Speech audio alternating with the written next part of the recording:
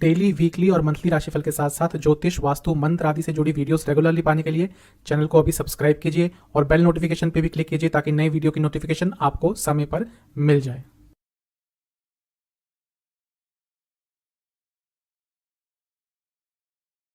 ओम गणेशाय नमः। ओम नमः शिवाय। मैं निखिल ज्योतिष आचार्य आप सभी का मेरे चैनल पे पुनः स्वागत करता हूँ। आशा करता हूँ आप सभी स्वस्थ होंगे। महादेव की कृपा आप सभी पर सदैव बनी रहे। ये वीडियो कन्या यानी कि वर्गों के लिए बहुत महत्वपूर्ण वीडियो है, क्योंकि ये वीडियो है कन्या के लिए होने वाले बृहस्पति महाराज के राशि परिवर्तन के बारे में। बृहस्पति महाराज 22 अप्रैल 2023 को अपना राशि परिवर्तन कर रहे हैं और बृहस्पति का राशि परिवर्तन बहुत महत्वपूर्ण होता है। बृहस्पति को अपने आप में एक जीव कारक कहा जाता है और कहीं ना कहीं आपका जो पूरा जीवन है वो उस साल के लिए उसी स्थान पर केंद्रित हो जाता है जहां पर बृहस्पति का गोचर होता है। आपके लिए बृहस्पति महाराज आपके 8वें स्थान में गोचर करेंगे, तो क्या क्या प्रभाव रहेंगे इसके, इन सब चीज़ों पर चर्चा करेंगे। आपकी सुविधा के लिए मैंने पूरे इस राशिफल को कुछ प्रमुख भागों में बांट लिया है। सबसे पहला सामान्य विश्लेषण होगा, दूसरा करियर, फाइनेंस और बिजनेस होगा, उसके बाद रिलेशनशिप, मैरिड लाइफ आदि होगा, उसके बाद स्टूडेंट्स और उसके बाद कुछ नेगेटिव पॉइंट्स जिसमें सेहत को भी इंक्लूड करूंगा और वीडियो के अंत में कुछ उपाय भी अवश्य बताऊंगा। जैसा मैं हर बार कहता हूं कि अगर आपको अपना लग्न पता है तो राशिफल लग्न से ऑब्जर्व किया कीजिए, बहुत अच्छे रिजल्ट मिलेंगे। जिनको लग्न नहीं पता वो चंद्र राशि से देख सकते हैं। लग्न राशि से और चंद्र राशि से टेक्निकली अलग अलग राशिफल नहीं बनाए जा सकते। तो शुरुआत करते हैं आने वाले इस बृहस्पति महाराज के राशि परिवर्तन के लिए, जो कि कन्या के लिए है, इस राशिफल का सामान्य विश्लेषण के साथ। सामान्य विश्लेषण से स्टार्ट करेंगे। आपके लिए बृहस्पति आपके अष्टम स्थान में आ रहे हैं। बृहस्पति आपके लिए 2 केंद्रों के स्वामी हैं, चौथे घर के और सप्तम भाव के। सबसे पहले जो अष्टम स्थान होता है ये मोक्ष त्रिकोण का एक स्थान होता है। 4, 8, 12 इनको मोक्ष स्थान कहा जाता है। बृहस्पति ज्ञान के कारक हैं, तो जब बृहस्पति अष्टम में आएंगे तो जैसा मैंने कहा वो ज्ञान के कारक हैं और 8वां स्थान गूढ़ विद्याओं का स्थान भी है। 8वां स्थान जहां मैंने बोला मोक्ष का स्थान है, तो कहीं ना कहीं अध्यात्म की तरफ भी आपको लेके जाएगा। तो बहुत ज़्यादा संभावना है कि जो आने वाला एक साल है आपका अध्यात्म की तरफ जो रुचि है वो बहुत बढ़ने वाली है। न केवल अध्यात्म, मंत्र साधनाएं, तंत्र साधनाएं, कई तरह की साधनाएं, कई तरह के गूढ़ रहस्य वो समझने में, सीखने में आपको बहुत सहायता प्राप्त होगी, क्योंकि एक तो अष्टम भाव है, दूसरा बृहस्पति है। बृहस्पति क्या है? बृहस्पति ज्ञान के कारक है। जिसका बृहस्पति अच्छा होता है, कभी कभी उनको इन सारी विद्याओं को सीखने के लिए किसी गुरु की भी आवश्यकता नहीं होती। तो अब क्योंकि स्वयं गुरु महाराज ही आपके 8वें स्थान में है, तो जितनी भी गूढ़ विद्याएं हैं उनको सीखने के लिए बहुत अच्छा अवसर आपके पास है। इसके साथ ही जो 8वां स्थान है वो रिसर्च का स्थान अभी होता है। तो अगर आप रिसर्च बेस्ड कुछ करना चाहते हैं, अगर आप रिसर्च बेस्ड स्टडीज करना चाहते हैं, कुछ सीखना चाहते हैं रिसर्च के पर्सपेक्टिव से, तो उन सब चीज़ों के लिए भी जो समय है बहुत अच्छा है और बहुत महत्वपूर्ण है। जो 8वां स्थान है वो एंसेस्ट्रल प्रॉपर्टी का भी स्थान है और इसके साथ ही बृहस्पति आपके चौथे घर के भी स्वामी है, जो चौथा स्थान प्रॉपर्टी से संबंधित होता है। तो ये साफ बताता है कि एंसेस्ट्रल प्रॉपर्टी का कोई इशू चल रहा था, एंसेस्ट्रल प्रॉपर्टी की कोई प्रॉब्लम चल रही थी, वाद विवाद चल रहे थे, कोर्ट केसेस चल रहे थे, या कुछ भी कार्य आपका अटक रहा था, वो पूरा हो सकता है और एंसेस्ट्रल प्रॉपर्टी से आपको लाभ प्राप्त हो सकता है।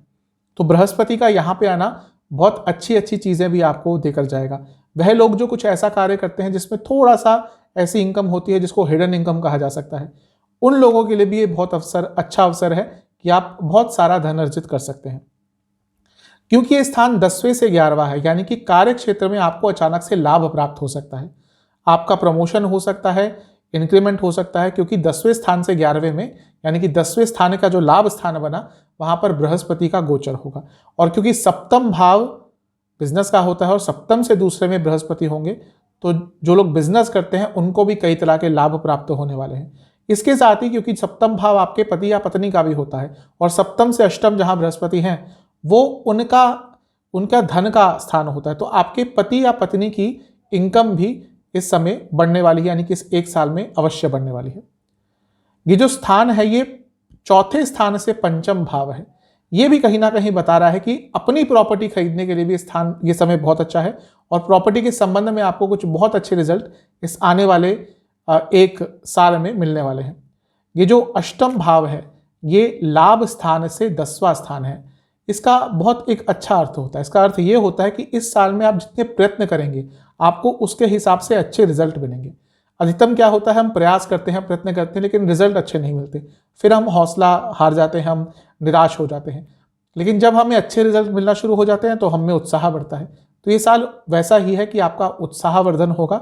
आप जो प्रयास करेंगे, क्योंकि लाभ स्थान से 10वां स्थान यानी कि कर्म से आप लाभ अर्जित कर सकते हैं, ये भी एक बहुत ही अच्छी और बहुत शुभ चीज आपके लिए दिख रही है। ग्रास्पिंग पावर बहुत अच्छी रहेगी। जैसे मैंने कहा, गूढ़ विद्या का स्थान होता है। व्यक्ति किसी भी चीज को समझता है और उसकी डिटेल्स में जाकर उसके जो भी प्रोज एंड कॉन्स होते हैं उसको समझने का प्रयास करता है, उसमें सफलता भी वो प्राप्त करता है। बृहस्पति महाराज की 3 दृष्टियां होती है। अब बृहस्पति महाराज अष्टम से बैठकर अपनी 5वीं दृष्टि रखेंगे 12वें स्थान पर। अब ये साफ एक चीज बता रहा है, क्योंकि बृहस्पति सप्तम भाव के भी स्वामी है। सप्तम भाव फॉरेन ट्रेवल्स दिखाता है, 12वां स्थान फॉरेन का ही है, चौथा स्थान कहीं ना कहीं आपके रेजिडेंस का है। अब जो लोग विदेश जाना चाहते थे उनके लिए बहुत अच्छा अवसर होगा, और स्पेशली जो लोग विदेश में हैं और परमानेंट रेजिडेंस अप्लाई करना चाहते हैं उनके लिए भी जो पूरा अवसर होगा, ये जो पूरा साल होगा, बहुत अच्छे अवसर लेकर आने वाला है। बिजनेस में ऐसा लग रहा है कि बहुत बढ़ोतरी होने वाली है। कई जो आपके खर्चे हो रहे थे वो उसमें कमी आएगी, और कई रुकावटें भी आपकी दूर होंगी, क्योंकि सप्तम से छठे में बृहस्पति की दृष्टि आ गई है। बृहस्पति की जो 7वीं दृष्टि है वो धन स्थान पे है। अब देखिए, अष्टम में बैठे एक शुभ ग्रह धन स्थान को देख रहे हैं, यानी कि अकस्मात धन लाभ के बहुत योग बनेंगे। इस साल ऐसा हुआ करेगा कि अचानक से आपके पास पैसा आ गया, आप शायद एंटीसिपेट भी नहीं कर रहे होंगे, उन जगहों से आपको धन की प्राप्ति इस आने वाले 1 वर्ष में हो सकती है। और दोबारा, क्योंकि अष्टम भाव एंसेस्ट्रल प्रॉपर्टी का है, उससे सप्तम में धन स्थान नहीं पड़ता है, तो एंसेस्ट्रल प्रॉपर्टी से भी कुछ लाभ कमाते हुए आप दिख रहे हैं। इसके साथ ही अगर आपका फैमिली बिजनेस है तो उसमें भी आपको बहुत तरह के लाभ इस साल होने वाले हैं। बृहस्पति की जो 9वीं दृष्टि है वो रहेगी चौथे घर में। अब चौथा घर इसलिए और स्ट्रांग हो जाता है क्योंकि बृहस्पति आपके चौथे घर के स्वामी भी हैं, यानी कि धनु वहां पर पड़ता है। प्रॉपर्टी खरीदनी हो, गाड़ी खरीदनी हो, आपकी माता जी की सेहत अगर खराब चल रही थी, उनको कोई इलाज नहीं मिल रहा था, उस चीज़ को ठीक करना हो, इन सब चीज़ों के लिए, घर में कोई कलेश हो रहा था उनको ठीक करने के लिए, और अपनी इमोशनल सेहत पर काम करने के लिए, इन सब चीज़ों के लिए बृहस्पति महाराज की जो दृष्टि है चौथे घर पर बहुत अच्छे प्रभाव आपको देके जाने वाली है। तो मेरे हिसाब से ये सारी अच्छी चीज़ें आपके साथ बृहस्पति महाराज के इस राशि परिवर्तन के द्वारा आपको मिल सकती हैं। चलते हैं करियर, बिजनेस और फाइनेंसेस की तरफ। पहले फाइनेंसेस की ही बात करते हैं। देखिए, एक तो बृहस्पति अष्टम भाव में बैठे हैं, खुद एक धन के कारक हैं, और धन स्थान को पूरे साल देखेंगे। मैं पहले ही बता चुका हूं कि अचानक से धन लाभ के योग बनेंगे, तो ये पूरा साल आपको धन कमाने की अपॉर्चुनिटीज बहुत मिलने वाली है। उन अपॉर्चुनिटीज का कितना आप लाभ उठाएंगे ये आपके ऊपर है। बहुत हद तक इसमें इंडिविजुअल की कुंडली भी आ जाती है कि दशा अंतरदशा कैसी चल रही है, लेकिन अगर आप प्रयास करेंगे तो बहुत अच्छी मात्रा में आप इस साल में धन अर्जित कर सकते हैं, क्योंकि अकस्मात धन लाभ का योग बने रहेगा। और क्योंकि बृहस्पति पूरे साल धन स्थान को देखेंगे तो धन में वृद्धि तो होने ही वाली है। स्पेशली जब अक्टूबर का अंत आएगा, जब केतु आपके धन स्थान को छोड़ देंगे, उसके बाद जो धन कमाने की स्पीड है वो और बढ़ जाएगी। जब तक केतु रहेंगे तब तक थोड़ी रुकावटों के साथ धन देंगे, लेकिन अक्टूबर के अंत में 30 अक्टूबर के आसपास केतु वहां से निकल जाएंगे, फिर बृहस्पति की दृष्टि रहेगी और उसके बाद आप धन बहुत अच्छी मात्रा में अर्जित कर सकते हैं। जहां तक करियर की बात है, जैसे मैंने कहा कि 10वें स्थान से लाभ स्थान में बृहस्पति बैठे हैं, यानी कि 10वें स्थान से 11वें में, यानी कि कई तरह के लाभ आपको प्राप्त होंगे। क्योंकि बृहस्पति अष्टम में है तो हो सकता है अचानक से ट्रांसफर आ जाए, अचानक से आपकी पोस्ट चेंज हो जाए, अचानक से आपको कोई और कार्य दे दिया जाए, और उसके थ्रू भी आपके करियर में एडवांसमेंट हो सकता है। और क्योंकि बृहस्पति 10वें से 10वें के स्वामी भी हैं, यानी कि ये वो साल है जहां पे आपको रिकॉग्निशन भी अपने कार्य क्षेत्र में मिलेगा। अगर आप consultation based, education based, management based कुछ कार्य करते हैं, आपका कुछ भी कार्य है जिसमें पब्लिशिंग इन्वॉल्व होती है, रिसर्च बेस्ड कुछ करते हैं, तो आपके लिए पूरा साल बहुत अच्छा है। जहाँ तक बिजनेस की बात है वो भी मैं बता ही चुका हूँ, लेकिन यहाँ पे थोड़ा स्पष्ट कर देता हूँ, क्योंकि सप्तम के स्वामी अपने से धन स्थान में, यानी कि ये पूरा साल धन कमाने के लिए बहुत अच्छा है। इसके साथ ही सप्तम से 10वें स्थान पर यानी कि लग्न से चौथे पर बृहस्पति की दृष्टि है, यानी कि आपको जो कार्य है वो एकदम अच्छी लय से मिलेगा, रेगुलरली कार्य मिलता रहेगा और उसके थ्रू भी आप बहुत सारा धन अर्जित कर सकते हैं। अगर आप property, finance, real estate, automobile इनसे जुड़ा कुछ भी बिजनेस करते हैं या फिर कंसल्टेशन का बिजनेस है, पढ़ाई से संबंधित आपका कुछ बिजनेस है या फिर फॉरेन से संबंधित आपका कुछ भी बिजनेस है, तो ये साल आप अच्छी मात्रा में अपना बिजनेस को बढ़ा सकते हैं, धन कमा सकते हैं। चलते हैं रिलेशनशिप और मैरिड लाइफ की तरफ। जहाँ तक रिलेशनशिप की बात है, ये वो साल है जब रिलेशनशिप में स्टेबिलिटी धीरे धीरे करके आना शुरू होगी। हो सकता है पिछला कुछ समय ऐसा गया हो जब आपको अपने रिलेशनशिप में बहुत इनकन्सिस्टेंसी दिख रही हो, इमोशनल लेवल पर जो कनेक्शन है उसमें कमी दिख रही है। उसके कई कारण हैं, क्योंकि एक तो लंबे समय से आपके पंचम में ही शनि का गोचर था, जनवरी में वो पंचम भाव को छोड़कर वापस आए, तो वहाँ तक का समय वैसे ही कठिन गया होगा। लेकिन अब क्योंकि पंचम से चौथे में बृहस्पति आ जाएंगे तो इमोशनल अंडरस्टैंडिंग बेटर होगी, तो रिलेशनशिप के लिए ठीक ठाक ये साल है। जहाँ तक मैरिड लाइफ की बात है, जैसा मैं पहले ही बता चुका हूँ कि सप्तम से क्योंकि धनस्थान में आ रहे हैं, यानी कि आपके पति या पत्नी की जो इनकम है वो बढ़ेगी, आपके शादी में जो प्रॉब्लम्स आ रही थी यदि आ रही थी वो सॉल्व होंगी। इसके साथ ही क्योंकि सप्तम से 10वां स्थान भी बृहस्पति से दृष्ट होगा, यानी कि आपके मैरिड लाइफ में कंसिस्टेंसी आ जाएगी, एक स्टेबिलिटी आ जाएगी। तो रिलेशनशिप हो या मैरिड लाइफ हो, दोनों के लिए ही बृहस्पति महाराज के ये जो गोचर है ये अच्छा ही प्रभाव देकर जाने वाला है। चलते हैं स्टूडेंट्स की तरफ। जहाँ तक स्टूडेंट्स की बात है, क्योंकि बृहस्पति अष्टम में आ रहे हैं, बृहस्पति ज्ञान के कारक हैं, स्पेशली वह स्टूडेंट जो हायर स्टडीज करते हैं, रिसर्च बेस्ड स्टडीज करते हैं, उनके लिए पूरा साल बहुत अच्छा है। दूसरा, फाइनेंस बेस्ड स्टडीज करते हैं, उनके लिए भी पूरा साल बहुत अच्छा रहेगा। कई तरह के लाभ मिलेंगे, आगे बढ़ने का अवसर प्राप्त होगा। क्योंकि बृहस्पति पंचम से चौथे में आ रहे हैं तो स्टूडेंट्स के लिए भी एक इमोशनल स्टेबिलिटी आती हुई दिख रही है।